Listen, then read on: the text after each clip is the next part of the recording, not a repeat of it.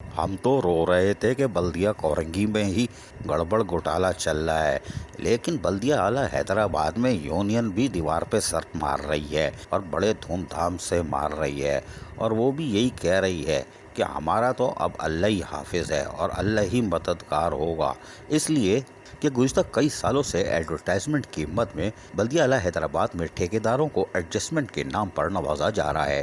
ٹھیکیدار یہ کہہ کر انہوں نے مختلف کمپنیوں کو چالان تو جاری کیے ہیں، وہ کمپنیاں ادائیگیاں نہیں کر رہی ہیں، اور جب یہ کمپنیاں ادائیگیاں کریں گی تو ہم ادارے کو یہ ادائیگی کر دیں گے، مگر گزشتہ کئی سالوں سے ایڈورٹائزمنٹ کی مد میں حیدرآباد میونسپل کارپوریشن میں اعلیٰ قسم کے افسران کی ملی بھگت سے کوئی وصولی نہیں کی گئی، اور نہ ہی مرکوزہ ٹھیکیدار کے خلاف بھی کارروائی عمل میں لائی جا رہی ہے۔ اس سلسلے میں بلدیہ اعلیٰ حیدرآباد کی یونین بھی سراپا احتجاج ہے۔ سال برائے 2020-21 کا ایڈورٹائزمنٹ کا ٹھیکہ دیا گیا تھا 2,84,10,000 روپے کا، اور اس وقت میں ٹھیکیدار کو 1,04,13,788 روپے ایڈجسٹ کے نام پر چھوڑ دیے گئے، اور یہ پریکٹس گزشتہ کئی سالوں سے کی جا رہی ہے، اور بحیثیت یونین اعلیٰ حکام کو خطوط لکھ کر اب تھک چکے ہیں، مگر کارروائی آج تک نہیں ہو پائی۔ یہی وجہ ہے کہ بلدیہ اعلیٰ حیدرآباد میں ریکوری کے شعبے کو کوئی نہیں دیکھ رہا۔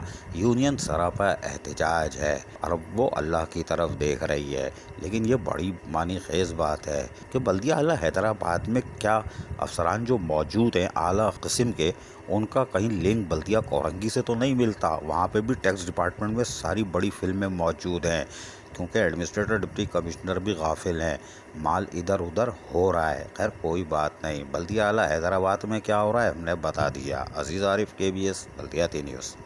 ایسی ہی خوبصورت ویڈیوز فیوچر میں حاصل کرنے کے لیے ریڈ بٹن پر کلک کر کے اور بیل آئیکن کو پریس کر کے ہم سب کے سبسکرائبر بننا مت بھولیے۔